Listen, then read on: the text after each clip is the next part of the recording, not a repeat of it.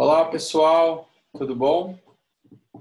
Será que tem alguém aí do outro lado? Eu sou o Raul Andreucci. Agora estou vendo que temos participantes, os números estão subindo aqui na tela. Vou começar me apresentando para quem estiver chegando, para quem está entrando agora. Hoje, terça-feira, um dia caótico aqui em São Paulo, mas nós estamos aqui para aproveitar para falar da mentoria colaborativa e reflexiva. Eu, Raul Andreucci, jornalista, editor da editora No Barbante, que fui mentorado do André Martinez, e o André Martinez que me convidou para acompanhar ele aqui nessa jornada. A Débora Simões tá dando bom dia aqui para gente. Bom dia, Débora. E eu já aproveito para passar a bola para o André para ele dar um oi para todo mundo e também para ele se apresentar para quem não conhece ele ainda. Vai lá, André. Bom dia, pessoal. Quem está falando ali? Patrícia, Débora, bom dia. Vou me apresentar rapidamente. Acho que as pessoas que estão ouvindo aqui já me conhecem, mas vou colocar uma breve apresentação para deixar gravado. Como vocês sabem, venho da gestão cultural. Sou uma mistura improvável de analista de sistemas com poeta, eu costumo dizer isso, com bailarino. E passei uma boa parte da minha trajetória dividido entre esses dois mundos. Bom dia, Pedro, queridão.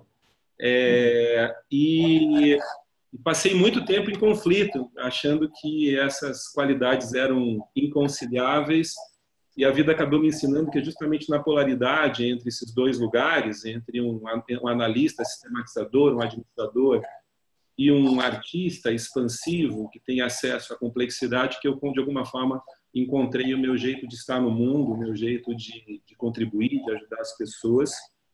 Então, eu, além dessa formação em administração de empresas e análise de sistemas, eu tenho uma formação em práticas sociais reflexivas com o Instituto Fonte a Proteus Initiative da África do Sul.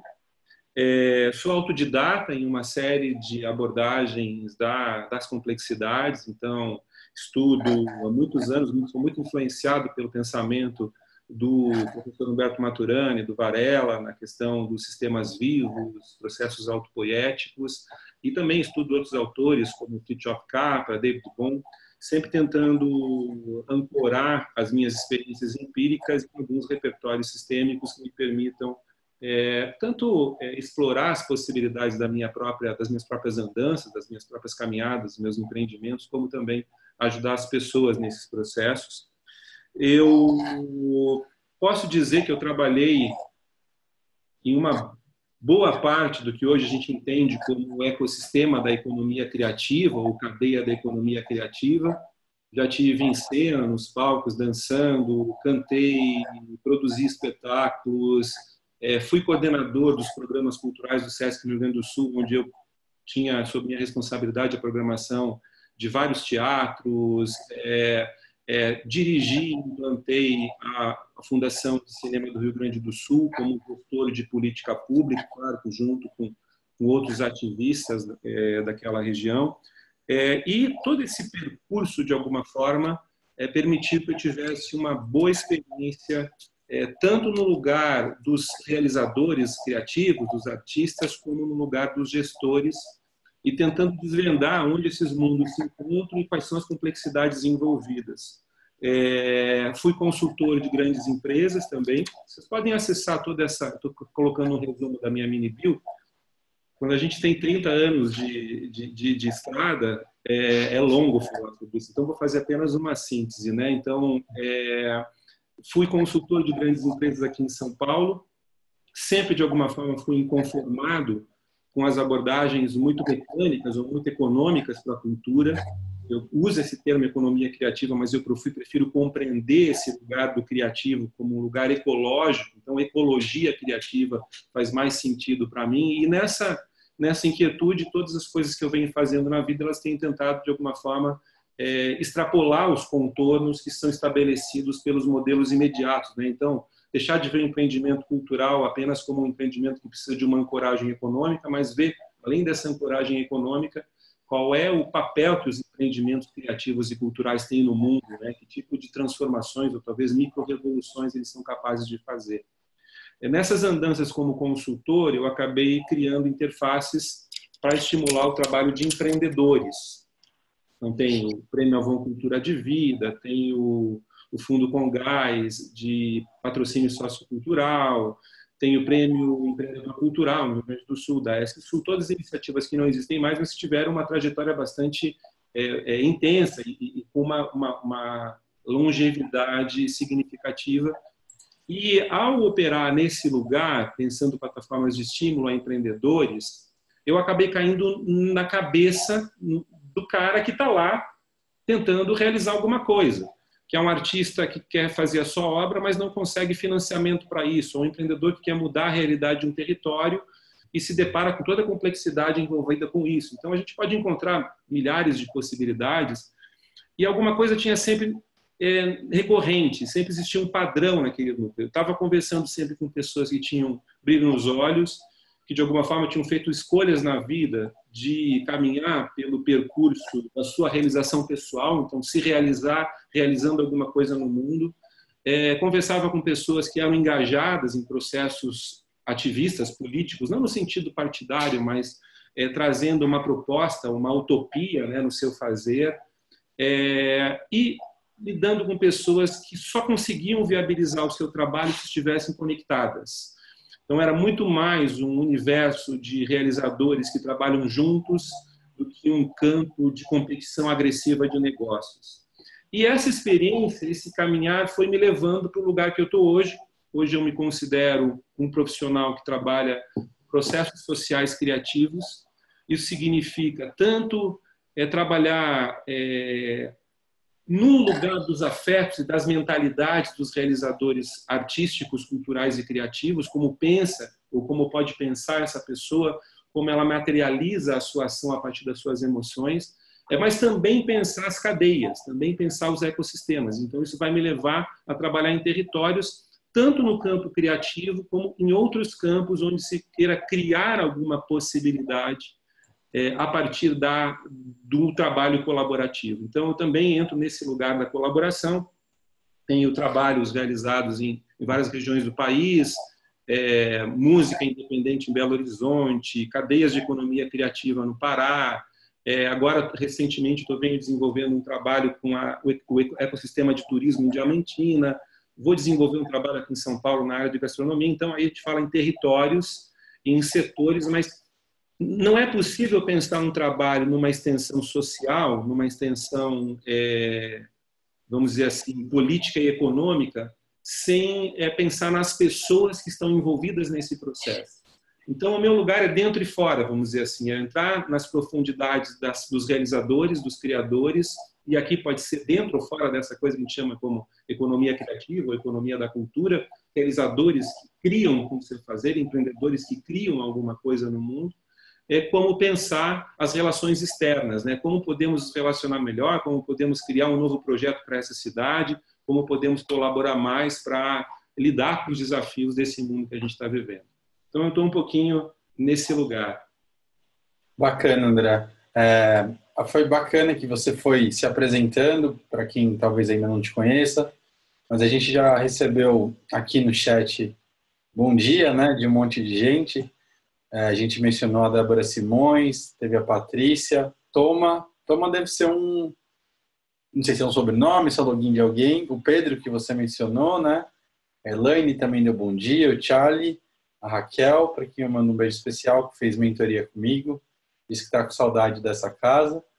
E a gente tem... mais gente. Agora o pessoal está descobrindo o chat. Deixa eu ver. Feg Mestrotti, ou Fego Mestrotti, é isso? Eu falei certo? Bom dia também para você. E aí, nós estamos agora com 14 participantes, um número bem bacana. E aí, para quem ainda não descobriu isso do chat, vou dar uma explicada, porque a gente, né, quando é novidade, tudo parece difícil, mas é bem simples, tá? Então, se vocês mexem o cursor do mouse de vocês, eu estou olhando para a tela, por isso que eu estou com esse olhar meio torto aqui. Mas se vocês mexem o cursor de vocês, logo embaixo aqui, assim, aparece uma espécie de menu. E aí está escrito bate-papo. É só você clicar no bate-papo, vai aparecer para quem que você quer mandar, né? a sua mensagem. Às vezes, se você quiser mandar para alguém que você não vê faz tempo, quiser começar até um papo no meio do webinar, pode, mas se você quiser mandar para todo mundo, e principalmente perguntas, comentários, vocês vão mandando. Um dos objetivos até de eu estar aqui acompanhando o André é ajudar ele também nessa parte de ver o que está rolando de comentário, o que está rolando de pergunta. E eu já aproveito até para falar, né, André, como que a gente organizou mais ou menos essa ideia de webinar hoje, né? Vai ter mais ou menos 1 hora e meia, a gente pode até estender mais se for necessário. A gente vai começar falando, o André vai começar falando, claro, sobre o que é a mentoria, né? Esses contornos da mentoria. E se forem surgindo dúvidas, a gente vai pescando aqui no chat. E depois vai ter um momento que eu, como egresso da mentoria, como alguém que foi mentorado, também vou compartilhar um pouco dessa minha experiência, desse meu processo, né? E aí, no final, a gente vai ter esse espaço aberto para perguntas, se tiver ainda alguma dúvida, se a gente quiser debater algum ponto mais específico. Mas, assim, né, André, é uma coisa viva, né? A gente está de olho aqui nas perguntas, não tem um script assim também tão engessado que não impeça a gente de mudar a rota se precisar, certo? Isso aí, a gente está aprendendo como se faz um webinar também, né? Vamos juntos. Quer começar então, André? Só mais um bom dia aqui para a Kátia. E a Toma está dizendo que é a Aline Moura. Oi, Aline, tudo bem? Oi, Aline. Oi, Kátia. Bom, você manda bala então? Vamos lá? Um pouquinho. Puxa, a mentoria ela é simples, mas é complexa. Então, quando eu estava pensando como é que eu ia colocar isso aqui no webinar, apareceram vários caminhos. Eu vou tocar um pouquinho cada um deles. Primeiro, vou começar por essa palavra, né? Mentoria, se você procurar no Google, você vai ver definições e elas vão apontar para um profissional mais experiente que vai, de alguma forma, auxiliar profissionais nesse campo que ele atua. Então, a gente criou... Quando a mentoria surgiu, ela surgiu na verdade, ela surgiu quase que por acaso, em 2016. Eu criei um grupo de pesquisa continuada para publicar o hiperlivro Almanac Sócio-Criativo, e esse processo a gente estava querendo pesquisar os conteúdos do Almanac. E a gente acabou percebendo que não tinha como falar dos conteúdos do Almanac, que são os conteúdos da abordagem da inteligência sócio-criativa, sem falar na experiência e na vida das pessoas que estavam ali pensando esses conteúdos. E a pesquisa transcorreu assim, a gente começou a falar menos sobre os conceitos, menos sobre as questões que estavam implicadas nesses conceitos, e mais da vida de cada um. No final desse processo, isso foi super transformador para todo o grupo, foi uma experiência maravilhosa, a gente se reunia toda semana no ateliê, e aí eu fiquei pensando, puxa, isso foi tão bacana que poderia abrir essa possibilidade para outras pessoas. E aí surgiu a ideia de fazer a mentoria. Então, por que mentoria? Nesse caso, como é mentoria colaborativa, a gente não está falando de um profissional mais experiente que apoia outros profissionais. A gente está falando de pessoas que se reúnem para compartilhar mutuamente as suas experiências. Então, você não tem apoio apenas de um profissional mais experiente, mas você tem apoio de 5 outros profissionais experientes ou com experiências diversas da sua, e de alguma forma essas vidas se olhando, elas vão abrir espaços de aprendizagem. Tanto é que o primeiro nome da mentoria era a mentoria hacker, no sentido de um participante hackear a experiência e os aprendizados, os percursos dos outros. Depois eu comecei a levar um pau do pessoal do movimento hacker, porque eu cobrava e eu cobro os horários da mentoria, né, e cobro um horário de grade, que é a minha disponibilidade, não a venda de um conhecimento. E aí eu mudei o nome porque eu não queria... a ideia não era uma apropriação desse termo de forma alguma.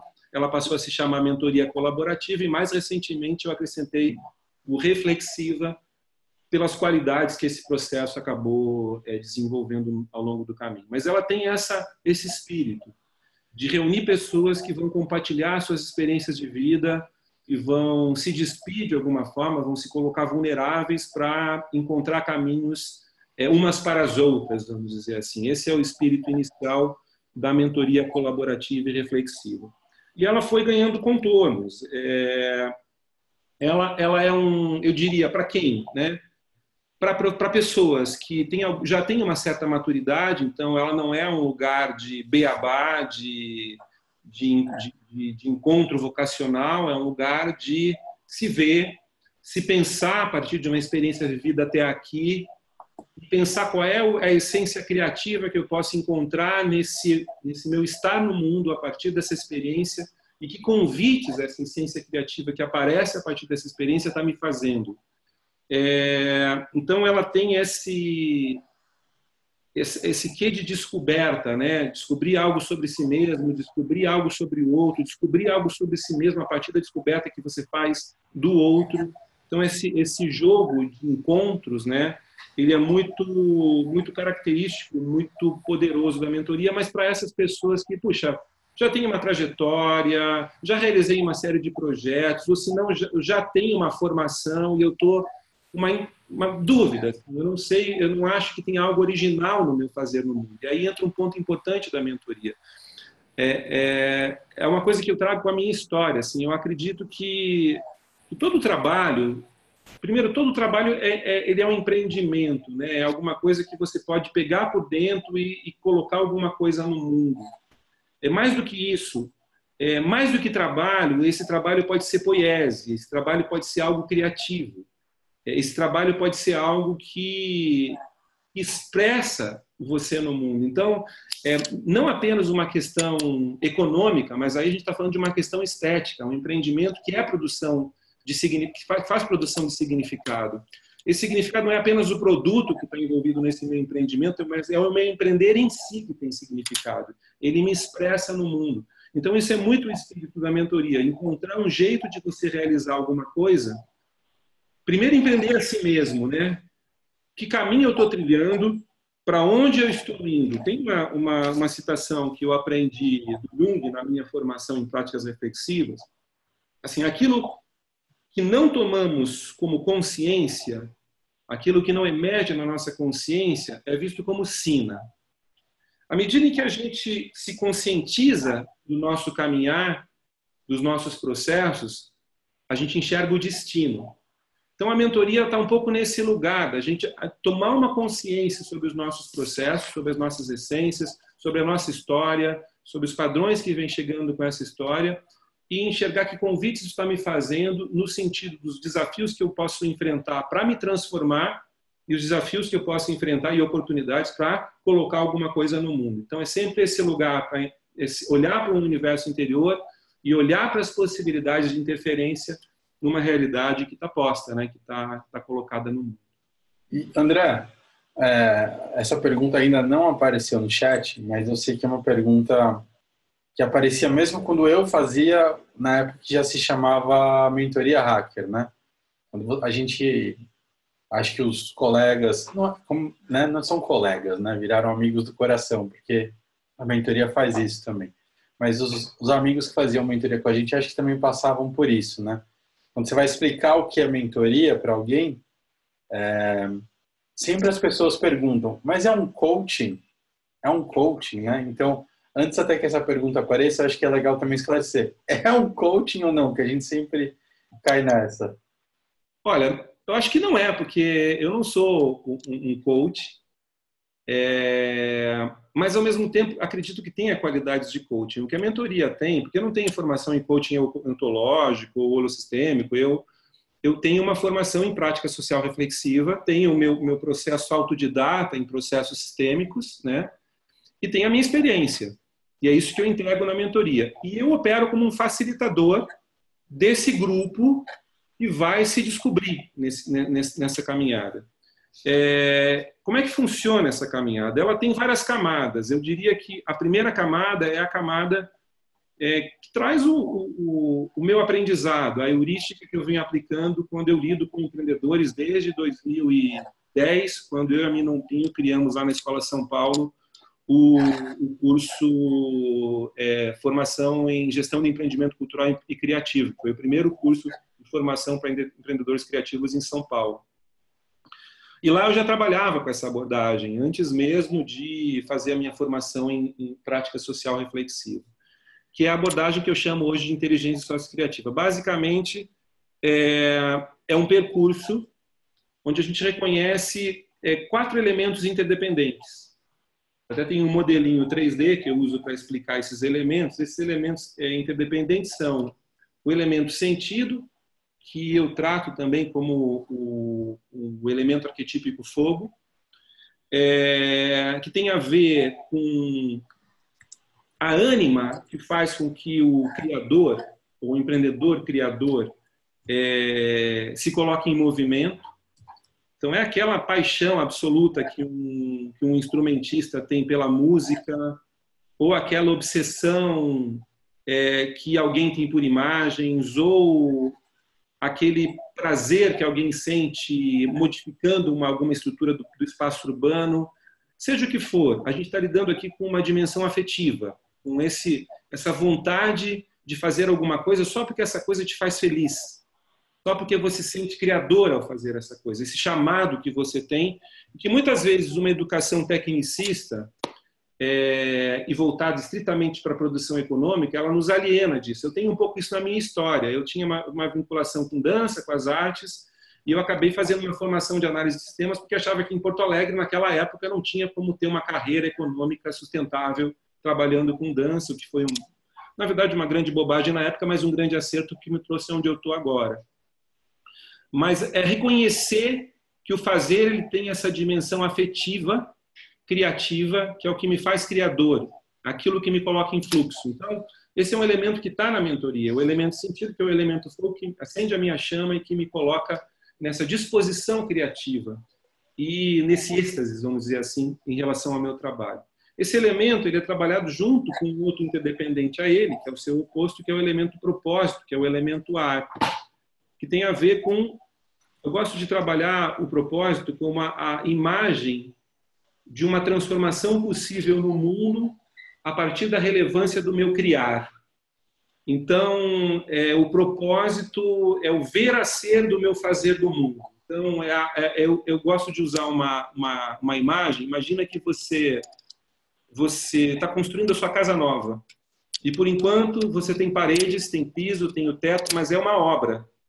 Tem muita caliça, a obra está em andamento e não tem nada lá além de tijolos estruturados em paredes. Mas você entra nessa casa, você senta no chão e você fica olhando aquele ambiente e você consegue ver ele pronto. Você consegue se ver vivendo nesse ambiente. Você consegue se ver sendo feliz nesse ambiente. Então, o jeito que a gente trata o propósito, esse lugar do ar, né, ele tem uma leveza onde você consegue enxergar o que o seu trabalho hoje está construindo no mundo. Isso não é racional, não é um processo lógico, não é meta, não é objetivo, mas uma imagem afetiva que surge e que te convida a enxergar o futuro nascendo hoje, no seu estar hoje no mundo. E esse é o propósito nesses nossos 4 elementos. Ele é sempre visto como um oposto harmônico em relação ao sentido. Eu trato como infinito interior e infinito exterior. Além desses elementos, a gente olha para o elemento aprendizado, que é o elemento água. Então, na minha deriva na vida, né, nas transformações contínuas que eu venho vivendo no meu percurso, nas mudanças das práticas que vem acontecendo ao longo da minha história, o que vem se conservando, né? O que vem se construindo como algo que diz respeito a mim, né? Algo que se mantém e que, de alguma forma, sustenta a minha sabedoria. Então, a gente olha para esse elemento também, que trata como elemento água, e, finalmente, o elemento terra, que é o elemento método, que tem a ver com as estruturas necessárias, que podem ser estruturas lógicas, intelectuais, econômicas, políticas, metodológicas, que você dispõe ou não dispõe para concretizar a conexão dos 4 elementos. Então, essa é uma camada da mentoria. A gente trabalha olhando para esses elementos e fazendo um processo que é você encontrar o lugar, a emoção em você, então, onde isso me toca. E essa emoção, ela não é palavra, né? Ela é emoção. E conseguir trazer essa emoção para o domínio da linguagem com imagens. E essas imagens permitem que você crie uma estrutura narrativa falando sobre o seu sentido, falando sobre o seu propósito, falando sobre o seu aprendizado. E isso permite que você coloque essa mensagem no mundo dizendo, olha, eu, André, sou apaixonado pelas harmonias. E isso, de alguma forma, me permite que eu conte isso para o mundo, nos meus projetos, no meu site, nos princípios que eu uso para as coisas que eu faço. Então, de alguma forma, esses elementos eles me dão alguma coisa que eu posso pegar, mas que não é a coisa viva. Então, o que acontece? Você cria essa estrutura narrativa e coloca no mundo, mas você continua vivendo. E ao viver, chega um momento que você olha para a estrutura narrativa dessa estrutura que você criou e diz, mas não é mais isso. Bom, então eu vou refazer. E talvez quando eu refaço, eu crio uma narrativa que me desafia a ir um pouquinho além de onde eu estou, para sustentar isso que eu quero colocar no mundo.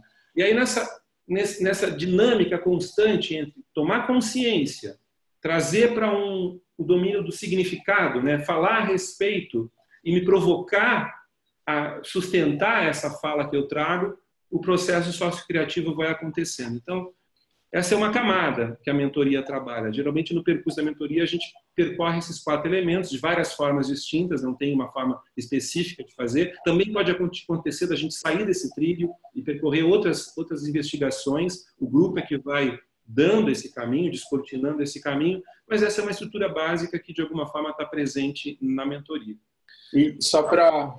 Desculpa te interromper, mas é que assim como às vezes a dúvida do coaching que algumas pessoas podem ter, às vezes a outra questão que vem é assim, né? Até por você ter organizado em elementos, 4 elementos, que eu até coloquei no chat para quem não conhece ver direitinho, assim, que às vezes visualizando também ajuda, tem essa questão da gente, como você falou, viver uma formação muito tecnicista, né? Muito cartesiana, até como a gente conversava, que você explicava para a gente nas mentorias, nos encontros, né?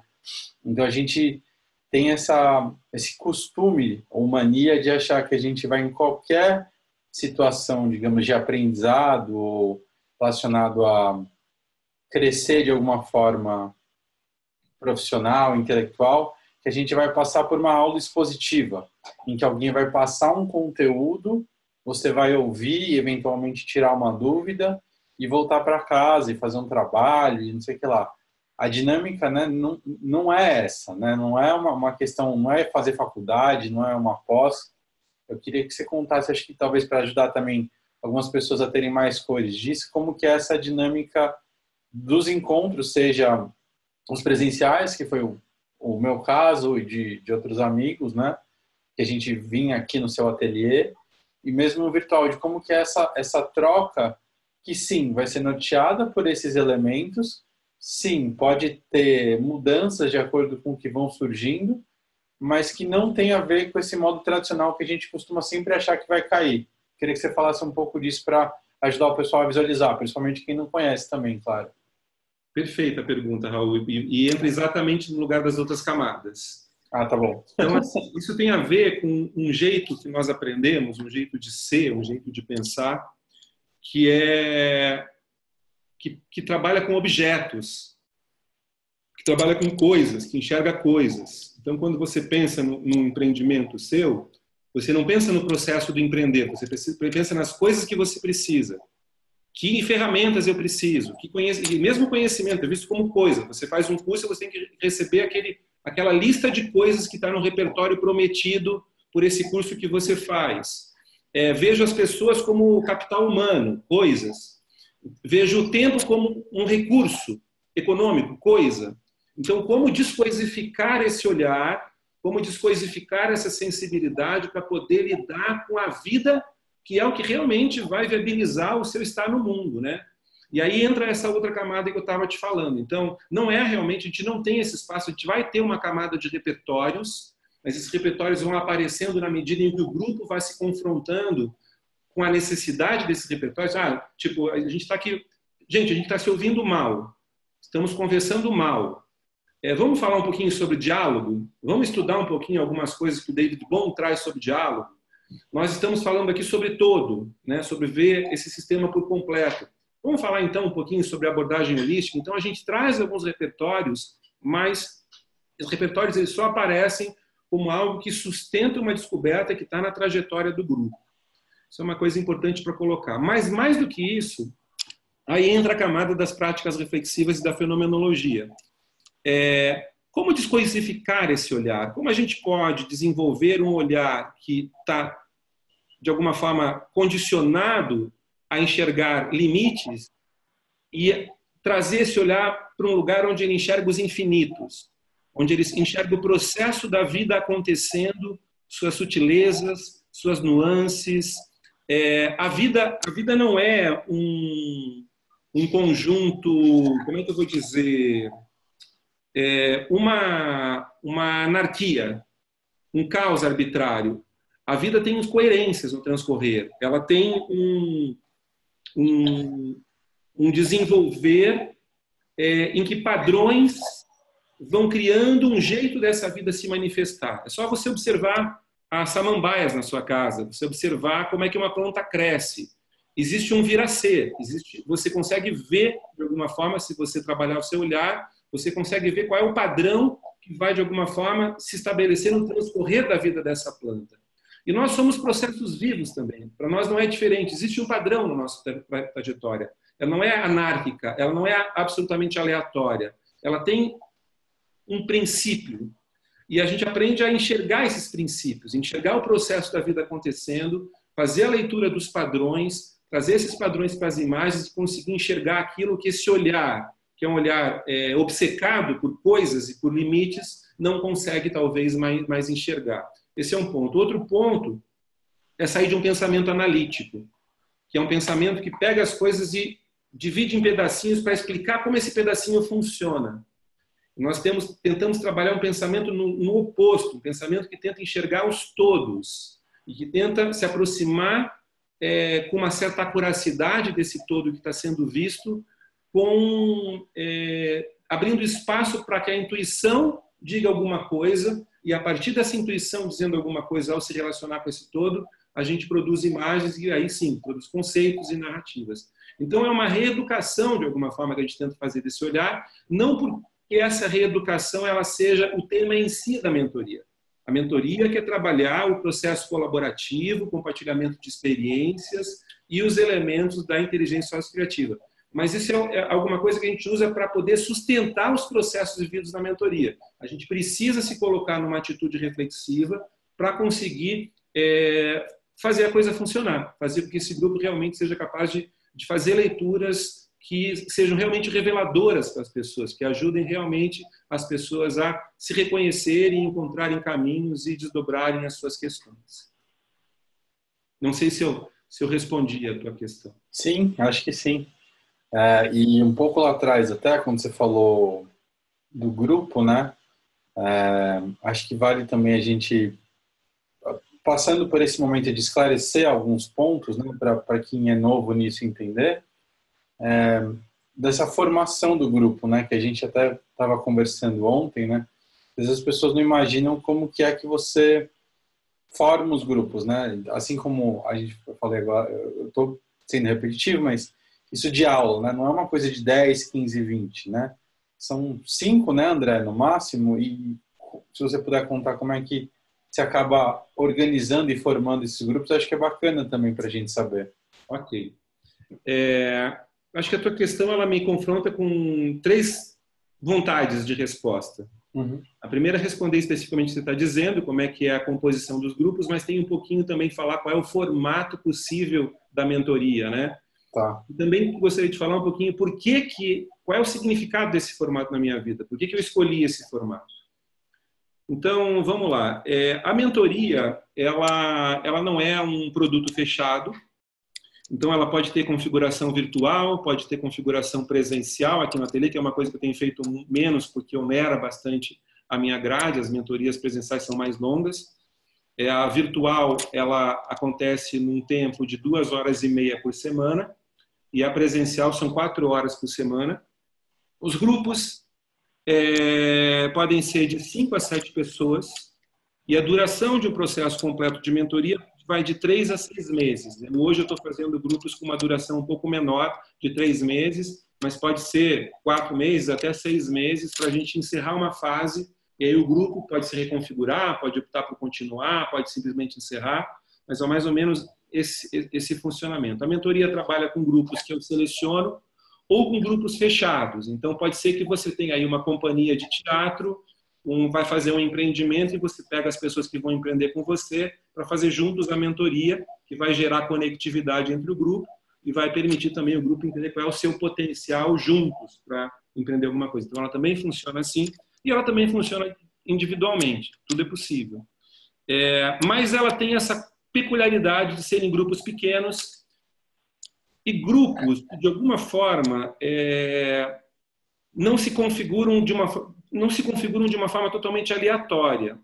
Então, se é um grupo que eu estou selecionando, eu não tenho um critério de seleção. Olha, a pessoa tem que estar em determinado ponto, tem que atingir tais quesitos, tem que trazer tais e tais questões. Eu não trabalho com isso. O que eu trabalho eu vou entrevistando as pessoas, e à medida que eu vou entrevistando as pessoas, vão surgindo grupos na minha cabeça. Ah, esse cara que eu falei aqui, puxa, ele combina com a moça que eu conversei ontem. Parece que dá uma química. Isso é muito intuitivo, eu não tenho um critério fechado. Eu vou me aproximando à medida que as pessoas vão dizendo por que elas querem fazer a mentoria, que significado isso tem para elas, que momento de vida elas estão vivendo.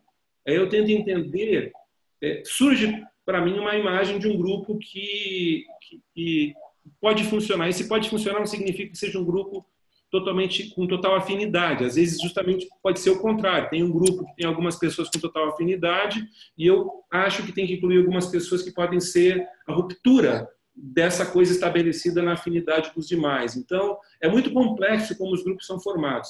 Mas eles são formados. Existe uma leitura de que grupos possíveis são possíveis de formar e quando eu acho que aqui formou esse grupo da química. Daí eu entro em contato com as pessoas e a gente começa o percurso da mentoria. Então, ela tem essa qualidade artesanal e tem também essa intimidade, que é um fator muito importante. Inclusive, esse webinar é a primeira vez que eu falo dessa mentoria para um público que não está diretamente fechado na minha bolha. Até então, eu só divulgava a mentoria para pessoas que eram recomendadas por amigos ou que eu já conhecia, porque eu não queria perder esse lugar de intimidade que a mentoria tem. Então, agora o desafio é, nas entrevistas, encontrar pessoas que consigam sustentar esse espaço. André. Desculpa eu te interromper, mas é que isso, até para as pessoas saberem, isso de você saber quem é cada um da sua intimidade, só queria acrescentar que a gente conversa, né? Tem uma conversa preliminar para você, né? Que nem teve comigo, teve com outras pessoas, que a gente fica um tempo conversando para se conhecer, para aí depois você entender como encaixar as pessoas e seguindo essa intuição, né? Só para complementar isso. Tem um namoro antes do casamento. Tem um namoro antes do casamento. Isso, tem uma não é um namoro de muitos meses, mas tem um namoro. Tem que pegar na mão primeiro, conversar, e aí a gente, puxa, rola. E aí vai em frente. E aí, por isso que eu me sinto chamado a falar um pouquinho do lugar dessa mentoria na minha vida. Assim, ao longo da minha trajetória, eu fui cada vez mais atuando também como um profissional que lida com a formação das pessoas. Vários cursos e oficinas, ainda tenho cursos e oficinas, mas em 2015 eu me surpreendi que eu tinha virado um viajante. Esse ano eu devo ter passado, se eu passei 2 semanas na minha casa em São Paulo, foi muito. Era curso e oficina em todo lugar do Brasil, chegava lá, era recebido, continuo sendo, com carinho, com pouca circunstância, instituições muito bacanas, assim, às vezes empreendedores autônomos, às vezes grandes instituições, mas tinha essa coisa de chegar, passar um fim de semana com as pessoas e voltar. E aí aquela pessoa ficava na minha rede, mas eu não conseguia acompanhar mais o processo dela. E também tinha essa coisa de chegar, entrar na grade de uma instituição bacana e ser o guru que chegou naquela cidade sabendo tudo, e de alguma forma as pessoas vinham olhando para mim desse jeito, e eu tinha um pouco tempo para desconstruir isso. E eu queria que a mentoria, eu queria viver uma experiência mais, primeiro, que eu conseguisse estar em contato com as pessoas por mais tempo, e que tivesse essa coisa de pé descalço mesmo, sabe? Onde pudesse acompanhar, onde eu pudesse estar mais despido, não precisasse estar sustentando esse papel do cara que chega sabendo tudo, que pudesse trazer algumas pessoas para minha casa, ou simbolicamente, né, nesse lugar do virtual, que a gente conseguisse ter um encontro mais afetivo, mais próximo, e que principalmente eu conseguisse acompanhar essa pessoa no seu percurso durante e depois da mentoria, porque os vínculos continuam. Eu sentia a necessidade disso, era como um pedido do amadurecimento do meu trabalho. era como se eu estivesse trabalhando às cegas. Eu entregava alguma coisa e eu ficava pensando, puxa, até que ponto isso foi relevante para essas pessoas? E como eu posso ver a relevância que isso teve, né? Com a mentoria isso ficou concreto. Eu sei qual é a tua história, Raul, eu sei a história da Raquel, sei a história do Charles, eu sei a história das pessoas que fizeram essa mentoria, sei onde estão e consigo enxergar, de alguma forma, a relevância que esse processo teve na vida delas e, mais do que isso, transformaram grandes amigos meus. E a gente vive num momento que isso é muito importante. Eu não acredito que nada seja possível sem essas redes afetivas. Então, antes de mais nada, a mentoria é esse lugar da construção de uma grande rede afetiva, de pessoas que estão buscando a sua profundidade, que estão tentando compreender o seu fazer no mundo e que, antes de mais nada, querem estar conectadas nessas redes, né? Então, ela é um chamado para isso e, para mim, é puro oxigênio, pura nutrição, porque é onde eu realmente hoje consigo entender, onde eu consigo, de alguma forma, estar trazendo a minha maturidade por inteiro, que vem junto com a vulnerabilidade. Aliás, esse é um ponto importante da mentoria, trabalhar tanto a potência quanto as vulnerabilidades, né? Então, é um pouco isso. São grupos pequenos, eles estão selecionados com carinho. É um namoro mesmo, que é o começo de uma relação que tem um quê afetivo. Não é um contrato, tipo, assinei um contrato contigo, você é obrigado a me dar tal coisa. A gente vai descobrindo o potencial da mentoria no caminho. Então, as pessoas têm que vir muito abertas, muito dispostas a ver esse processo e a curtirem, né, e se potencializarem com tudo que ele tem a oferecer. E a mentoria também, né? Porque teve momentos que na sua fala agora você falou de se desnudar, de você estar presente, né? Porque isso eu acho que é fundamental para quem não conhece ou para quem talvez não tenha participado de uma mentoria, apesar de ter muita gente aqui que participou já, que é importante não só você estar no dia, seja virtual, seja presencial, querendo participar, querendo falar, querendo ouvir, querendo trocar, como você vai ter essa questão de se desnudar, mas também não é, acho que esse ponto não é uma, como se diz, não é uma terapia, né? Ninguém não vai substituir o analista, né? O analista de Bagé. Então acho que isso também acho que é bacana você, eu sei que é uma linha tênue, mas para deixar claro também para ninguém se assustar que de repente vai virar uma terapia em grupo a coisa, né? Definitivamente não é isso. Aliás, esse é um dos aspectos que pesa um pouquinho no namoro, assim, é ter certeza que a pessoa não está buscando isso. O que a gente faz na mentoria é sutil, é delicado, mas é bastante preciso. Assim. A gente vai ler as histórias de cada um e vai encontrar imagens e vai compartilhar essas imagens. E a mentoria só se propõe a ver, ela não se propõe a resolver nada. Então, ela não tem, muito antes pelo contrário, a gente foge da análise, a gente não quer analisar nada, porque analisar é fragmentar e tentar resolver alguma coisa. E a gente não quer isso, a gente quer simplesmente enxergar os todos que se apresentam, as harmonias que se apresentam, enxergar essas imagens e a pessoa colhe. Vou colher isso e aí cada um faz com as suas colheitas o que a vida está pedindo naquele momento. Esse é um fator que você trouxe muito importante. Nem é a propósito, nem poderia ser, não é o meu lugar, não tenho qualificação para isso, nem me proponho a fazer isso, mas é um cuidado importante, inclusive, que a gente tem na formação dos grupos, que as pessoas não venham procurando isso, que não seja um lugar para resolver aquele velho problema que eu tenho com alguma coisa, não é isso. Eu venho aqui buscar leituras, eu quero colher, eu quero ver como as pessoas estão me vendo, eu quero descobrir coisas sobre mim. É só isso, mas eu não quero resolver nada, não me proponho a dissecar nada. A gente não trabalha com relações de causa e efeito. Por que você está trazendo isso? Não importa os porquês, a gente está vendo o que está manifesto. Aliás, essa é uma qualidade que vem com a prática reflexiva, né? Olhar para o que está sendo manifesto na natureza, sem trazer julgamento, sem tentar explicar, sem tentar controlar, sem tentar enquadrar isso que você está vendo em alguma coisa que você julga a respeito, né? Que você acredita que seja. Muito antes, pelo contrário, eu quero ir além do que eu costumo ver. Eu quero ir além dos meus julgamentos, além dos meus conceitos e preconceitos. Quero enxergar algo novo. E é isso que se propõe a mentoria. Sim. O que mais?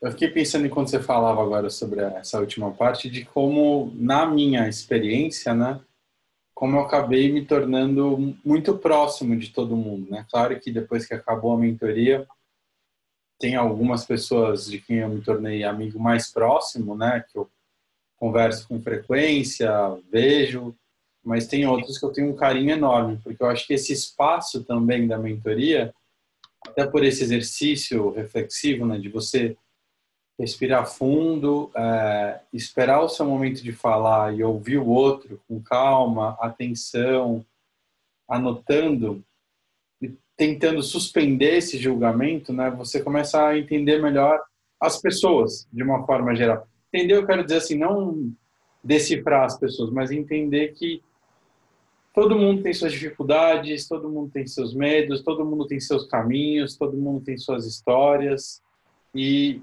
isso aproxima a gente, porque você vê que não é só você que passa pelas coisas que você passa, e são histórias diferentes, claro, mas humaniza mais as nossas relações, que eu acho que é uma coisa que a gente tem perdido hoje, com tanta tecnologia, tanto WhatsApp, tanta correria no dia a dia. Então, acho que, por mais que a minha tenha sido a presencial, e eu fiz um fim de processo na virtual, eu me senti muito próximo de todas essas pessoas. Eu me senti muito convidado a ser parte de uma parte da história deles, por mais redundante que pareça, né, André? Não, eu acho que você podia contar um pouquinho do seu percurso, como você entrou, o que que você desenvolveu na mentoria e onde você está hoje. Tá. Eu fiz a mentoria. Vou contar então, vamos lá. Eu fiz a mentoria ano passado, né? Como o André estava explicando, eu cheguei por indicações de conhecidos, né? Quem faria a mentoria inicialmente até a minha ex-mulher, a Marcela, que foi indicada pela Karina, da Casa das Caldeiras. E a Marcela até chegou a fazer uma época e depois fiquei só eu fazendo, né? O meu processo especificamente, né? Pensando até nos elementos, passa muito por essa questão de eu gostar muito de escrever, de ler, de entender as coisas com mais profundidade, sair do superficial e principalmente em torno de um assunto que talvez não, é o que eu mais gosto, futebol, que o André não gosta tanto, né, André? Mas só que tinha uma dificuldade aí, que era a seguinte: eu gosto muito de futebol, tenho formação em jornalismo, né? E acho que por uma convenção dessa área, eu só me imaginava trabalhando como jornalista, ou seja, como repórter, como editor, eventualmente como assessor de imprensa, que não era algo que eu gostava muito, e também recentemente, até como produtor de conteúdo, que eles dizem, né? Que é uma coisa que vem se tornando frequente, pelo menos nessa área de comunicação. E eu não conseguia, de uma certa forma, entender como ser mais tá mais em estado de fluxo nesses tópicos, digamos, futebol, escrever, mas que não fosse dentro dessa caixinha de convenção que é na minha área estar numa redação. Redação, para quem não é de comunicação ou jornalismo não tem essa familiaridade, redação é só o escritório em que ficam jornalistas enfurnados lá na frente de um computador escrevendo loucamente as fake news, estou brincando, as true news também. Mas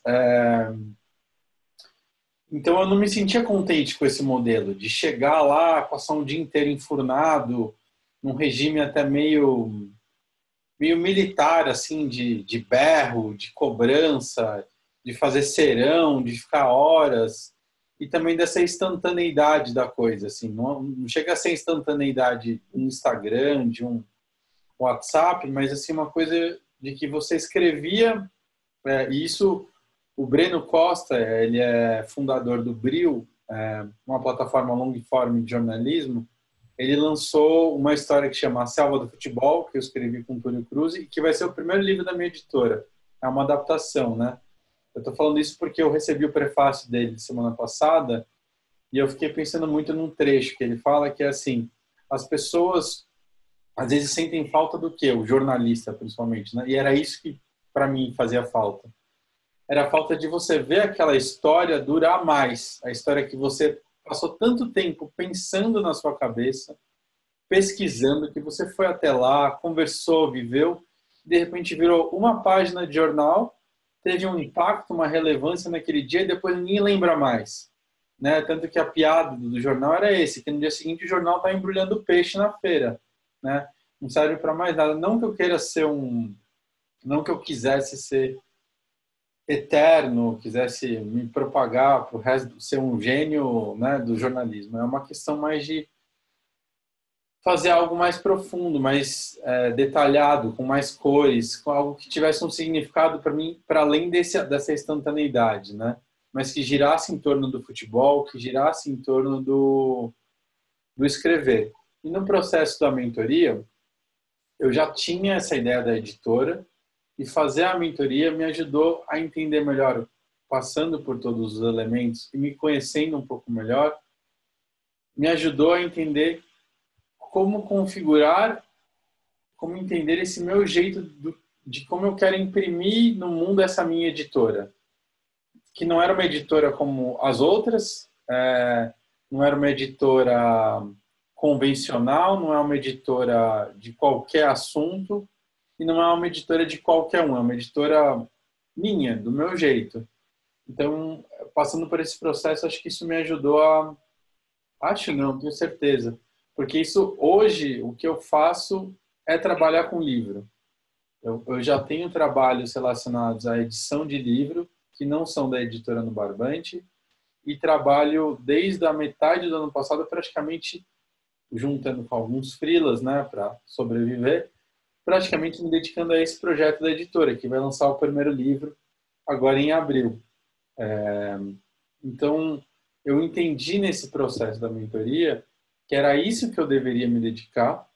Eu entendi, não que a mentoria tenha me direcionado no sentido, não é algo diretivo, né? Como a gente falou no começo, não é igual o coaching que alguém diz, vá ler tal coisa, faça tal tarefa, vá por esse caminho. Eu fui entendendo cada passo que eu tinha que dar.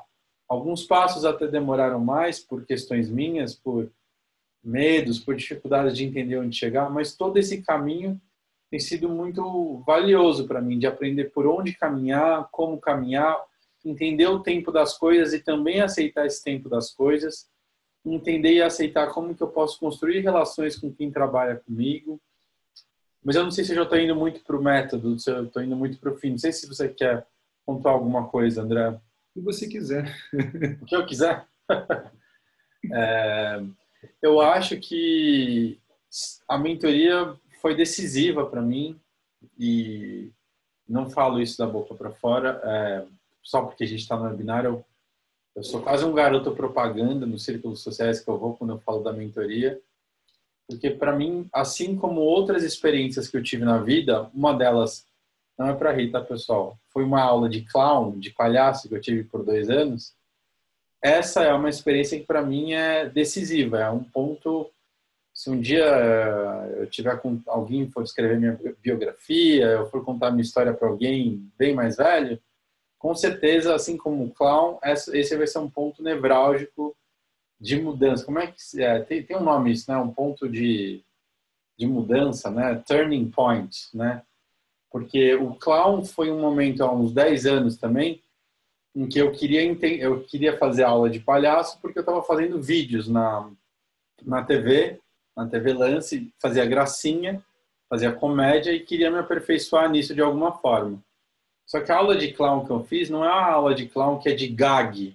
Gag é aquela coisa, né? Quando você vai no circo. O palhaço vai subir na escada e o outro palhaço puxa a escada e ele cai. E ele repete essa cena com algumas variações toda noite, toda tarde. Isso é uma gag que ele repete, né? Então, esse é um tipo de palhaço. Tem um palhaço que ficou famoso recentemente, que é o Jogando no Quintal, que é o palhaço, digamos, do espontâneo, que é você propor um jogo e ele, a partir do enunciado, da consigna daquele jogo, ele fazer o que vier na telha dele, né? Então, eu tive essa formação de clown por 2 anos, em que a ideia era que eu trabalhasse e tirar todas as minhas camadas, né? Para eu chegar no estado mais próximo do meu Raul palhaço, que era o meu Raul puro, que era permitir-me viver sempre com a pontinha do pé no abismo, não com medo de cair, mas brincando com essa fragilidade, né? Sabendo dessa fragilidade e sabendo que se eu caísse, eu podia rir de mim mesmo e podia levantar. Porque no mundo do palhaço, as coisas não são assim tão certinhas como no mundo real. Eu posso cair do precipício e posso voltar para lá como se fosse um desenho animado, né? Então, o clown me ajudou a mudar minha percepção da vida, assim como a mentoria me ajudou a mudar a percepção da vida, a mudar a percepção sobre mim mesmo, a tirar essa carga que algumas pessoas querem que a gente carregue, de que precisa ser de determinada maneira, de que você precisa se adequar a determinada caixinha da área que você está.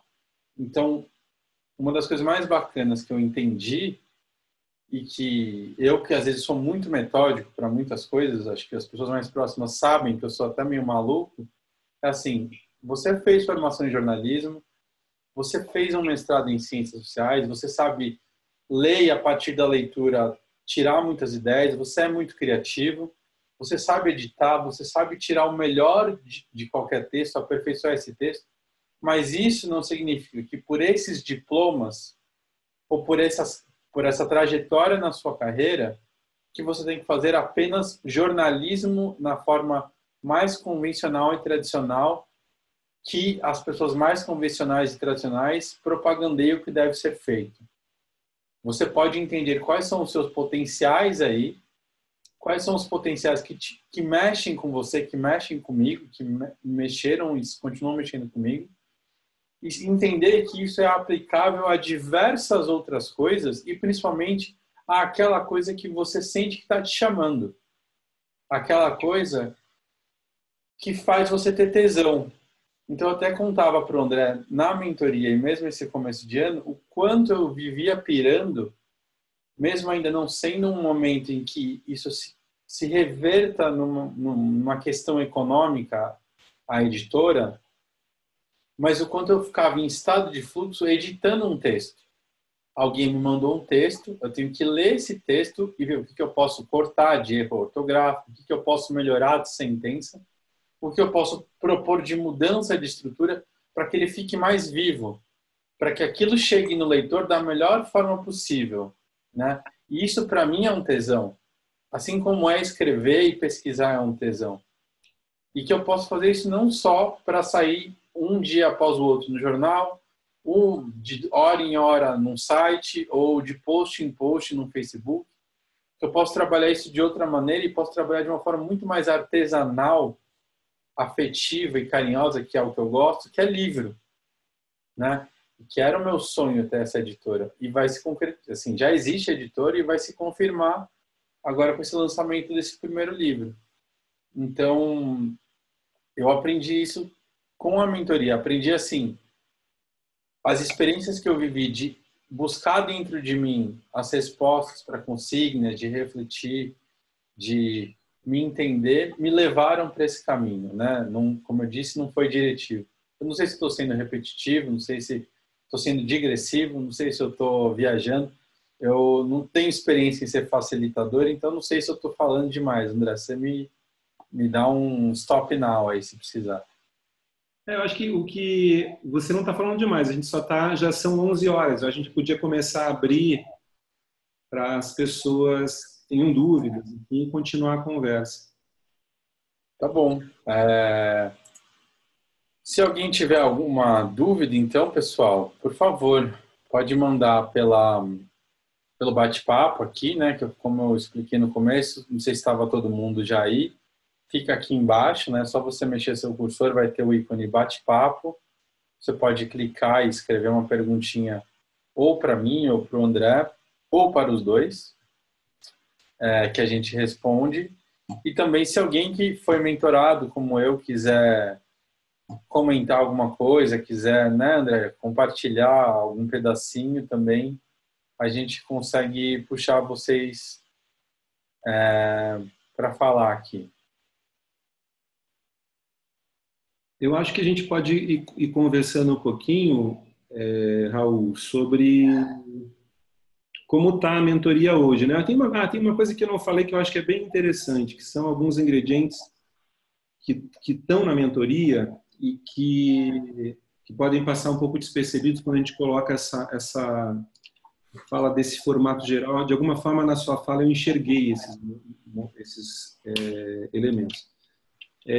A mentoria ela vai trabalhar, eu acho que já está muito claro isso, essa dimensão afetiva, né, de você enxergar o seu trabalho como uma perspectiva de realização pessoal mesmo, seguir essa vontade, seguir esse chamado. Tem também esse lugar de criar uma narrativa para isso, o significado que isso tem para vocês e para o mundo. Mas ela também tem uma dimensão que é a dimensão do poder. Essa questão desse tema do poder tem aparecido muito, me instigando muito mais recentemente, muito em função do que aparece nas minhas mentorias e consultorias. Eu vou contar um caso, uma jovem brilhante que estava fazendo a mentoria, não vou citar quem é, não cheguei a pedir autorização para ela, mas vou contar um pouquinho esse caso. Ela chegou para mim, ela estava envolvida com um projeto com educadores muito experientes, muito mais velhos do que ela. E ela é uma pessoa que tem aqui, com a idade que ela tem um grande reconhecimento. Assim, todo mundo, de alguma forma, acompanha a relevância do trabalho dela como facilitadora, ela atua em outras áreas também, tem uma interface de comunicação, enfim. E ela chegou num momento em que ela me disse, eu quero muito fazer, eu estou fazendo um trabalho junto com esses educadores experientes, eu sou, de alguma forma, alguma coisa assim, né? Eu estou envolvida com a gestão, com a organização desse trabalho, eu poderia, inclusive, eu tenho vontade de participar mais, tenho vontade de chegar nas atividades e fazer mais, me colocar mais como facilitadora, intervir mais, mas, de alguma forma, eu me sinto tímida. Eu acho que não devo. E não é que eu acho que não devo apenas porque esses educadores são mais experientes do que eu. Eu acho que eu não devo porque as pessoas esperam de mim uma entrega já num padrão alto.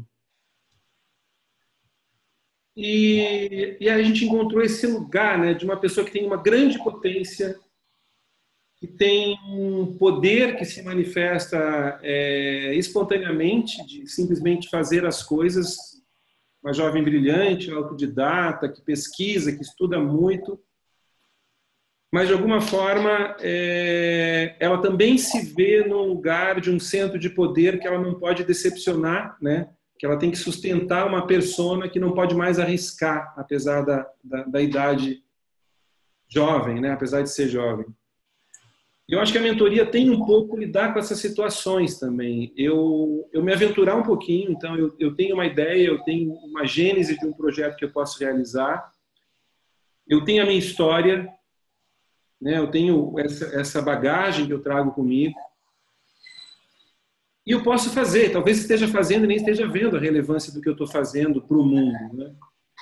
Mas, ao mesmo tempo, eu preciso ter consciência do que preciso fazer para sustentar esse fazer, ou seja, eu não posso ser responsável por esse fazer, eu preciso estar ancorado no meu conhecimento, nas técnicas que eu uso, na minha presença, na minha sensibilidade, ou seja, eu preciso manter essa verdade para poder entregar essa coisa criativa com a profundidade, com a relevância que ela tem para o mundo.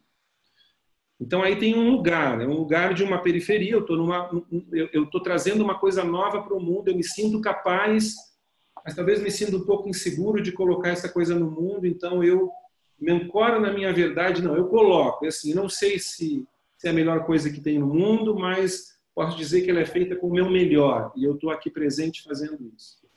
E no outro lado, tem a pessoa que achou aquele jeito de estar no mundo, e ela não pode mais sair desse jeito porque isso já virou uma grande narrativa, virou um grande negócio, já virou um grande centro de poder. E eu não posso me deslocar mais desse André, que é reconhecido como André X, porque é isso que me sustenta. Enquanto profissional, a minha imagem está vinculada a isso. Então, eu não posso mais arriscar. Então, eu já não tenho mais esse poder. Apesar de ser reconhecido como poderoso nesse campo, eu já não tenho esse poder porque eu estou aprisionado numa expectativa que o mundo tem em relação a mim. Eu não posso mais sair desse lugar porque isso ameaça a minha saúde financeira, ameaça a minha imagem e eu não posso mais mostrar a minha vulnerabilidade. A mentoria, eu entendo pela experiência que ela também traz um pouco essa qualidade de se manter acordado em relação a esses lugares, né? Quer dizer, como eu posso nem estar numa periferia tal que eu não consiga fazer nada, porque eu acho que ainda não estou pronto, e a gente nunca está pronto, a vida é um eterno processo, mas também como eu evito de estar num lugar onde o meu ego, as narrativas sobre mim, a minha imagem, ela me aprisiona nesse lugar e me impede de criar mais, me impede de sair desse lugar. Então, a dinâmica dos elementos, ela também nos confronta um pouquinho com essa, eu diria, com esse incômodo, com essa inquietude, né, de se colocar sempre em movimento. A gente nunca está no lugar, o lugar é sempre além. Mas o lugar que eu estou, eu tento encontrar a minha verdade nele, a minha profundidade nele. Eu me sinto honesto nesse lugar que eu estou. Então, eu não fico nem numa periferia onde eu não posso entrar porque eu não estou autorizado, e nem num centro onde eu não posso sair, porque se eu sair, eu vou arriscar tudo que eu conquistei, entre aspas, né? Então, é como se colocar nessa atividade porque, veja, a gente vive num mundo que você tem que estar em transformação constante, você não pode ficar parado no mesmo lugar. E é um mundo que tem muito espaço para a gente arriscar e se jogar, e todo mundo pode difundir o seu conteúdo, todo mundo pode se colocar, você tem espaço para inventar coisas. E a gente tenta lidar com esse lugar, assim, poxa, eu estou pronto, ou sou grande, não posso mais sair daqui. Então, como evitar esse conflito, né, e viver tranquilamente nessa eterna transição, que é a transição da busca do nosso próprio amadurecimento. Eu acho que esse é um elemento que a gente não falou e que a mentoria também trabalha de alguma forma. André, a Raquel fez um comentário aqui, acho bacana. Ela perguntou assim, né? Ela comentou que ela perdeu um pedaço que ela teve que sair, né? Tem gente que está trabalhando, tentando pelo menos acompanhar com fone de ouvido, né? Enquanto o patrão não olha. E aí ela falou assim, vocês chegaram a falar dos padrões que a gente descobre? E ela comentou, eu gosto dessa parte dos padrões. Eu acho que esses padrões que ela está querendo dizer é de perceber na gente mesmo, né, o que a gente acaba repetindo, acaba fazendo, e que às vezes tem coisas que sim colaboram para o nosso ser e estar e podem ser continuados, serem até melhor utilizados, e tem outros que podem estar atrapalhando, né? Eu acho que até uma parte, não sei se a gente precisa entrar tanto nisso, mas que quando a gente brinca na biblioteca, né, no aprendizado, mas aí passo a bola para você, já que eu falo de futebol, passo a bola para você. Eu gostei da pergunta da Raquel, que ela um pouco nos coloca no lugar, ok, mas como funciona isso ali, né? E o que acontece? E o que acontece é isso, é a leitura desses padrões. Eu tenho um exemplo aqui. Então, assim, por exemplo, a gente não tem na mentoria um jeito fechado de fazer o processo, né? Então, as atividades elas vão acontecendo e vão sendo desdobradas dentro da realidade de cada grupo. Então, eu não tenho um repertório fechado, olha, seguimos esse passo a passo de atividades, a gente segue pelos elementos, mas essas atividades elas podem ir se modificando. Mas eu pensei aqui um exemplo, por exemplo, quando a gente que eu acho que atende essa questão que a Raquel está trazendo. Quando a gente trabalha, por exemplo, o elemento propósito. Basicamente, quando a gente trabalha qualquer questão que a gente está investigando, o que eu tento fazer é convidar as pessoas a acessarem algum lugar na memória delas, e esse acesso vou tentar lembrar desse momento da minha vida, tentar me conectar com a emoção que eu estava sentindo nesse momento, eu vou tentar enxergar esse momento de onde eu estou hoje, e vou pintar um retrato, eu vou criar uma história para contar para os meus colegas falando desse momento. Os meus colegas ouvem essa história e eles vão dizer o que vem nessa história, o que eles estão vendo, que imagem surge quando eles ouvem a minha história. Vou dar um exemplo de consigna que a gente costuma utilizar. Foi a última que eu usei nas atividades da mentoria. A gente está trabalhando, por exemplo, vamos trabalhar o elemento propósito, que é esse elemento que tem a ver com colocar alguma coisa no mundo, né? Então, como é que eu penso, como é que essa consigna vem? Eu peço que as pessoas pensem, por exemplo, momentos da vida delas, então, se conectar com um momento da sua vida que aconteceu no passado, em alguma época, onde você se via realizando algo que você sentia que era realmente relevante para as pessoas, era realmente importante para as pessoas. Fazia diferença na sua comunidade ou fazia diferença para o mundo ao seu redor ou para as pessoas com as quais você convivia. E que, além disso, você se sentia realizado ao fazer essa prática naquele momento. Então, pensar esse momento da vida onde você estava realizando o que você entendia que era importante, você se sentia realizado e que tivesse uma qualidade de um sonho. Tipo, eu estou fazendo isso porque eu estou sonhando o que vai acontecer quando eu concretizar isso. Um pouco como aquela imagem que eu falei da casa em construção. E eu peço para a pessoa lembrar de 2 momentos da vida dela que tem essa qualidade. Não apenas lembrar, mas tentar lembrar emocionalmente, enxergar esse momento e preparar um pequeno relato.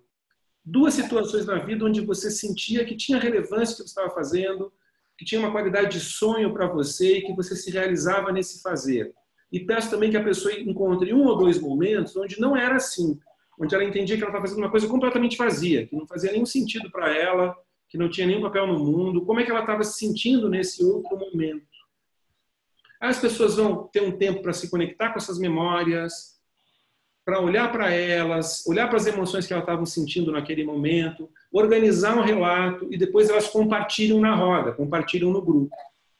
Os colegas ouvem essas histórias e tentam ajudar a enxergar o que tem ali, o que se apresenta por entre. Então, esse é o padrão que a Raquel está falando. O que tem desses 2 momentos onde você sentiu que estava fazendo alguma coisa realmente importante, que imagem tem ali e que não tem no outro? E aí o grupo ajuda a revelar essas imagens, esses padrões, e a partir disso a pessoa ela consegue enxergar de alguma forma uma devolutiva sobre a narrativa dela, que pode dizer algo sobre o propósito dela. Então, acho que esse exemplo ilustra um pouquinho essa questão que a Raquel traz. Isso não é uma fórmula, tá, pessoal? Isso é uma consigna que eu usei agora, acho que há umas 2 semanas, mas não tem uma fórmula para trabalhar. Eu poderia usar outras consignas e outros tipos de atividades. Mas só para citar um exemplo, o que a Raquel está se referindo aí como uma leitura de padrão. Padrão é isso que tem entre essas narrativas, entre essas histórias, que podem me dizer um pouquinho sobre o jeito que essa pessoa se relaciona com o que a gente está entendendo como propósito. E é engraçado, assim, falando da experiência de quem é mentorado, que às vezes você descobre realmente coisas que você talvez não tivesse parado para pensar, parado para tentar de alguma forma ainda, algum assunto, algum aspecto. Tem coisas que você suspeitava, mas, nossa, você não tinha entendido sob esse prisma. E tem também aquelas que te ajudam a confirmar alguma coisa que você já estava querendo, por onde você estava querendo caminhar um pouco mais. Então, acho que pensando de todas as formas é sempre uma descoberta, né? Uma reafirmação, uma confirmação. Eu acho que é muito revelador esse momento, né? Acho que por isso que a Raquel comentou. Eu acho que, assim, só para contar também uma coisa mais concreta, uma passagem da minha experiência, que era a seguinte, né? A gente tinha num exercício também que colocar as coisas que a gente entendia que a gente sabia fazer, que eram, como eu posso dizer, André, capacidades, atividades que a gente... É que eu estou falando da biblioteca, eu quero mencionar isso da biblioteca. Tarefas ou atividades que eu sabia fazer e contar um pouco sobre isso, né? Eu acabei tendo que refazer depois desse exercício, acho que todo mundo, porque a gente foi entendendo até melhor o que significava, o que foi importante para o grupo. Mas na primeira, apesar de eu ser jornalista, e isso para mim foi muito revelador, apesar de adorar escrever, em nenhum momento eu coloquei como habilidade minha escrever. E escrever é o que eu sei fazer melhor. E eu não coloquei porque eu achei que era óbvio, todo mundo sabe escrever, todo mundo é alfabetizado e é fácil, é simples. E nesse momento eu comecei a entender que não é simples escrever, não é fácil escrever. E menos ainda é fácil, simples e talvez tão mágico. Não tá longe de querer ser egocêntrico aqui. Não é tão mágico quanto eu consigo fazer. Algumas pessoas não conseguem, porque não é o talento delas. E tanto eu consigo fazer isso, como eu consigo ajudar como editor, né? Então, por saber escrever e por achar que é tão básico e tão óbvio, porque é algo inato a mim, eu nem percebi que era algo que eu devia não só valorizar, como usar como colocar como um recurso que está à minha disposição sempre, como sei lá, um ativo meu. Então isso foi muito revelador, porque o André falou assim, como você não colocou escrever, né? E então é só um exemplo assim, só para pincelar. E eu acho que a gente pode só recapitular, André, porque teve gente que chegou no meio e é um xará seu, um outro André. Ele disse que perdeu os primeiros minutos, né? Não sabia se tinha sido comentado antes. Você passou por isso lá, mas acho que vale recapitular para quem chegou no meio. Ele querendo entender quanto tempo é a mentoria, né? Cada encontro que você falou, presencial e virtual, e quanto tempo acaba durando realmente o processo todo. Ok. Se você quiser comentar de novo, só para o pessoal. André, tranquilamente. As mentorias, elas têm dois formatos em termos de grade semanal, vamos dizer assim. Então, as virtuais, que são feitas por essa ferramenta, pelo Zoom, elas têm uma duração de 2 horas e meia aproximadamente por semana, às vezes estoura um pouquinho, vai um pouquinho mais. É um único encontro por semana. Geralmente eu faço no início da manhã ou início da noite, para não concorrer com outras agendas que as pessoas têm. Essa grade, hoje eu trabalho assim, eu tenho uma grade fixa, tem sempre um grupo operando, e tem uma grade que eu posso encaixar em outros horários da minha agenda. E essa é a disponibilidade. Eu acho que preciso falar... Bom, deixa eu continuar para o André, então, que ele perguntou. Então, as virtuais têm 2 horas e meia de duração, acontecem uma vez por semana, e as presenciais, que eu não estou fazendo nesse momento, mas pode ser que volte a fazer em algum momento, elas têm duração de 4 horas por semana, geralmente é um turno. Porque elas têm um processo também de convivência, a gente passa a tarde no ateliê ou amanhã, então ela tem um tempo um pouco diferente, muito embora o processo ele tenha a mesma qualidade em termos de presença. E isso acontece, então, uma vez por semana.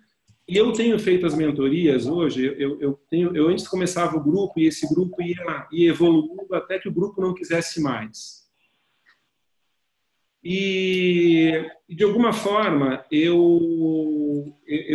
isso começou a ser difícil para eu administrar, porque não é uma coisa que você começa e diz, gente, vou dar um aviso prévio, mês que vem não tem mais, a vida das pessoas não está nesse lugar. Então, eu comecei a fazer as mentorias com um tempo previsto para ela acabar. Então, hoje elas têm, a gente faz um acordo, esse grupo ele vai ter 3 meses de duração, vai ter 4 meses de duração, e aí a gente encerra um ciclo. Pode ser que algumas pessoas encerraram o ciclo e vão para a vida e está tudo bem, pode ser que algumas pessoas queiram compor um outro grupo, um grupo avançado, então a gente conversa o que faz a partir disso. Mas hoje elas têm uma duração de 3 a 4 meses para encerrar o ciclo. Eu acho que uma coisa que a gente não conversou também, que é super importante, como eu falei para vocês, a mentoria ela ocupa o cantinho aqui do meu portfólio econômico de serviços, produtos, que é um cantinho afetivo. Ela é um trabalho de casa, de pé descalço. Significa que eu também tenho cuidado com o valor. Eu não quero que seja um artigo de luxo. Pelo contrário, a mentoria ela surgiu também um pouco para viabilizar um acesso mais econômico, porque se você coloca o preço de viagens, secretaria, escola, estrutura, acaba saindo muito mais caro. Então, na verdade, eu criei um jeito de fazer a mentoria em que o meu horário de grade ele é dividido para os participantes. Hoje, para você fazer a mentoria virtual, é em torno de R$300 por mês.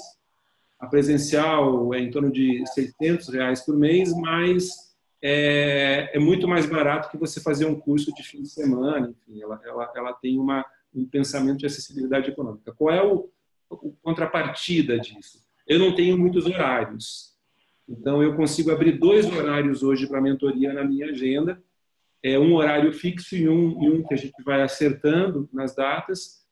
E isso significa que hoje eu tenho um grupo que está na lista de espera para abrir, eu acredito, até o final desse mês.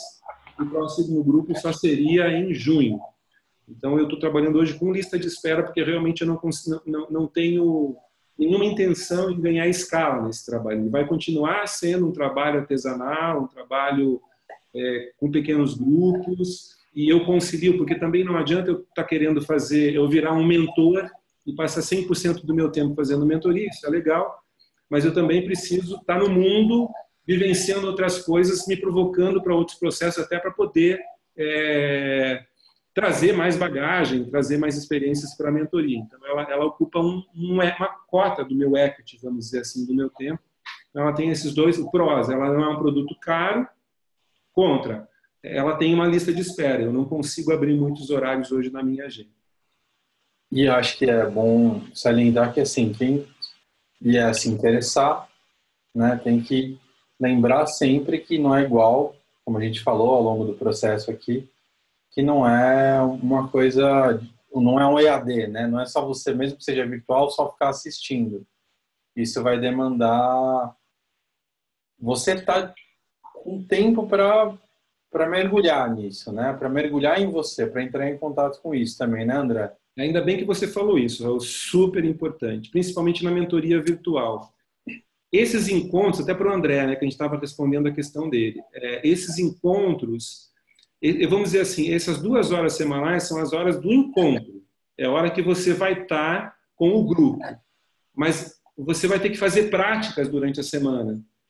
Então, são das práticas reflexivas. Você vai fazer um diariar, que é um diário que você vai escrever, você vai fazer observação de plantas, vai fazer preparação das atividades dos encontros virtuais.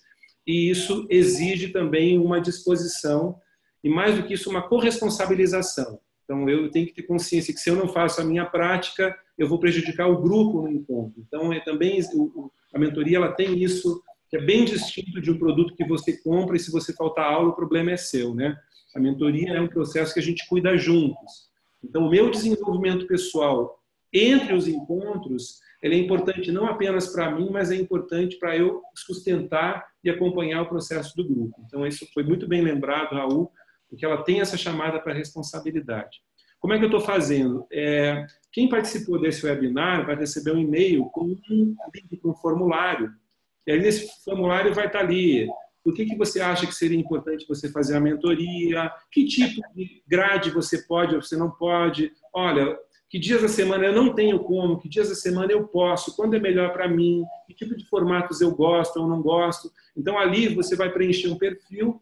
E aí, a partir desse perfil, eu já vejo de antemão quem são as pessoas que poderiam entrar, por exemplo, no próximo grupo, que eu só posso abrir nas quintas pela manhã. Isso aqui é uma ilustração, não sei qual seria o horário.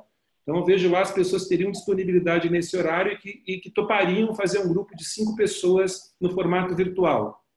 Então, preencher esse formulário é uma espécie de triagem para que eu possa organizar o acesso às pessoas que estão interessadas na mentoria. E aí começa o namoro. Aí eu vou fazer uma conversa, uma entrevista, a gente vai acompanhando juntos a formação do grupo. Aí, tipo, o grupo está formado, então a gente faz um pacto e começa o trabalho. Então ele tem um processo. O primeiro passo é o preenchimento desse formulário, que vocês vão receber o link por e-mail, onde você vai colocar o seu perfil. O que você está precisando, que disponibilidade você teria, quanto está disposto a investir em termos de tempo, porque grupo de 3 tem um preço, grupo de 5 tem outro preço, para o presencial, né? O virtual a gente consegue fechar em grupos de 5 ou 7, todos pelo mesmo valor, então tem um processo de encaixe aí. E isso, o primeiro passo é esse formulário. Aí, a partir daí, eu vou entrar em contato, a gente marca uma conversa, e essa conversa, ela não é uma entrevista de seleção, ela é uma entrevista de conhecimento, é um namoro, né? Então, vou falar um pouquinho mais, aí a gente fala sob medida, né? E aí tem um lugar importante que eu tenho visto que o meu trabalho nas entrevistas tem sido geralmente mais de de entender se realmente para essa pessoa a mentoria seria relevante nesse momento. Não existe uma venda, em nenhum momento existe um processo de venda, existe um encontro. Pode ser que esse encontro aconteça e pode ser que a gente chegue à conclusão juntos que não é o momento da pessoa fazer a mentoria. Então, não é nem um processo de seleção e nem uma venda. É algo que está num caminho, no meio do caminho, que é reconhecer que vai ser bom para a pessoa viver esse processo, a gente olha um pouquinho juntos para isso, e reconhecer se essa pessoa no grupo que está sendo configurado funciona, se dá química, se esse grupo realmente vai ser um grupo rico para a pessoa vivenciar o processo. Então, até respondendo a pergunta do seu xará de novo, do André, ele perguntou se o próximo grupo virtual ia começar em julho, né? Então, só que na verdade não tem, né, uma data, né, André? Depende do que vier nos próximos dias, semanas de interesse das pessoas até desse webinar, é isso? Eu vou compartilhar com vocês como é que é a situação que está hoje. Eu tenho um grupo em andamento, esse grupo, e tem um outro grupo que está começando. E aí eu ocupo, a minha grade está ocupada. Esse grupo em andamento, ele vai encerrar em maio. Então, a minha intenção é, em junho, abrir um novo grupo.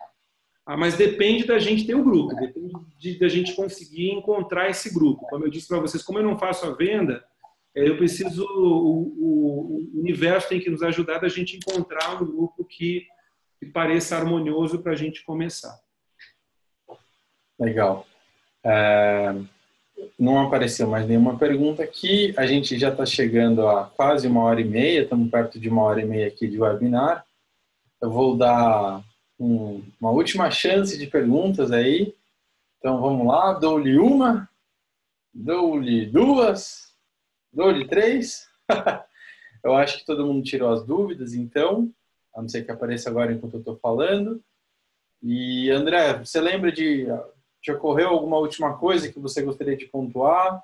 Algum recadinho final para a gente ir encerrando? Acho que a gente já falou tudo. Vai esse e-mail, então, que vai ter mais informações e o formulário para quem tiver interessado em preencher. Queria agradecer muito a presença de todos, principalmente dos nossos amigos aí que já percorreram a mentoria com a gente. Amigos, como o Raul disse, que ficam no coração para sempre, né? E Raul, agradecer muito a tua participação. Foi muito bom viver esse processo com você. Você foi muito generoso trazendo a sua história. Muito obrigado. Obrigado a todos, pessoal. Então, agradeço também o André pelo convite. É a primeira vez que eu faço isso. Participo de um webinar também, gostei muito. Agradeço não só o convite para participar, como todo o processo da mentoria, a todos os amigos de coração que fizeram mentoria comigo. E convido vocês também, a quem quiser olhar um pouquinho de como é essa minha editora, que é a editora No Barbante, dá uma olhada lá no Instagram ou no Medium, que é um lugar que tem mais textos, mas é meio uma rede social também. E depois eu aviso quando tiver o livro, né? Eu vou pedir a autorização dos participantes do webinar para a gente mandar, quando o Raul tiver o link do livro, vai ter um crowdfunding, né, Raul? Sim. Vai divulgar para vocês. Até para a editora existir, né, a ideia é que o livro se pague, né, ou seja, a impressão dele, né, então vai ser um crowdfunding inicialmente para pelo menos poder pagar essa impressão do livro, o custo da gráfica, né, todo o resto da produção, dos trampos, foi feito tudo de forma colaborativa, né, isso que é legal, que eu aprendi também graças à mentoria. Então eu fiz parcerias com coletivos de artes, que é o Coletivo 82. Fiz parcerias com outras pessoas, como André Bonani, com meu irmão, João Andreus. Então, a gente tem feito tudo sem custos, e o custo que vai ter vai ser esse da impressão, e que vai ser viabilizado via a famosa vaquinha, né? Mas que é a vaquinha online que está gourmetizada, que é a de crowdfunding. Então, em breve, a gente vai ter um link no Benfeitoria, para quem quiser dar uma olhada, conhecer e, quem sabe, contribuir. Vai ser ótimo, claro. Obrigado todo mundo. Um beijo especial para a Raquel. Obrigado. Valeu, gente. Até uma próxima, hein?